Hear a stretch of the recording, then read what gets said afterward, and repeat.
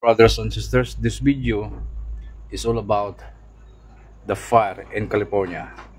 Before we start this our comments and video, we will show you that these people is no respect God, they are ungodly, so that's why this happened for them.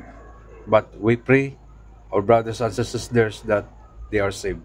Please watch out. So much has already happened in the first half, and the acceptance speeches have been on fire. Who got shouted out the most? Let's look at the numbers. All right, cast and crew are leading the way with 11 mentions. Moms are holding strong with 3 shout-outs. God, creator of the universe, 0 mentions.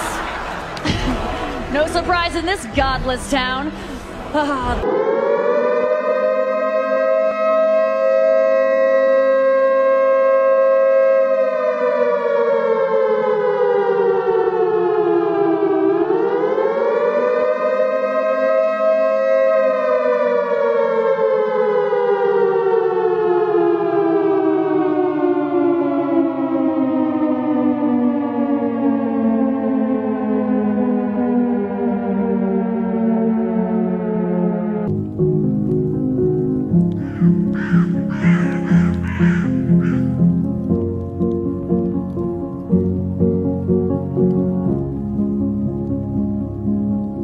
Shalom brothers and sisters, by the way, I'm the preacher. So, gagawa po tayo ng video ngayon dahil sa nangyayari sa California ay may isi-share ako sa inyo, no? I will share the Bible verse to you in Galatians chapter 6 verse 7. Be not deceived, God is not mocked, for whatsoever a man soweth, that shall be also reap. So brothers and sisters, you cannot mock God because you regret it. You know that what happened in California? Because they are insulting our God, they are mocking God, they are laughing about our God. You know that the celebrities and the Hollywood actors and actresses, their house are burning also in California.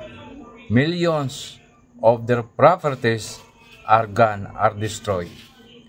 So, don't pretend, brothers and sisters, that you are believing God, but your hearts is far from God. So, other people pretending to believe God and believe in Jesus Christ, but their hearts is far from Him. So, if you're an ungodly person and not believing God, who created the heaven and the earth and all things in heaven above and in the earth, your life is useless. Your life will be destroyed and your reward will be in hellfire. So, learn and read the Bible. What is the true God? You know, people praising actors and actresses, the famous people in this world, that famous people in this world cannot save you, cannot help you in the times of judgment, because God will judge us according to our works, according to our faith in Him. So kung wala kang pananampalataya sa Diyos at iniinsulto mo ng Diyos, yan ang mangyayari sa iyo.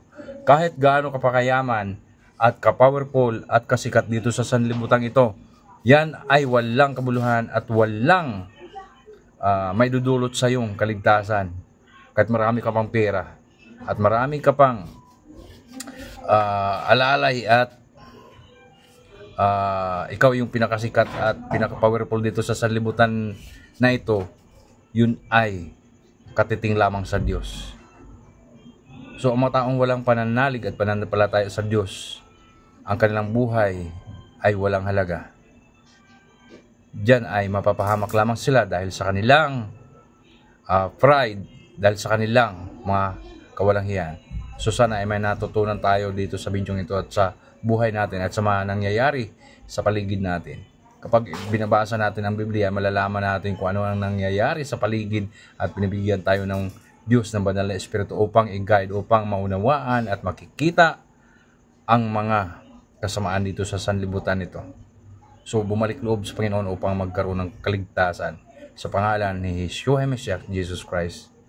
Mga brothers and sisters, Shalom, and see you next time, and see you next video.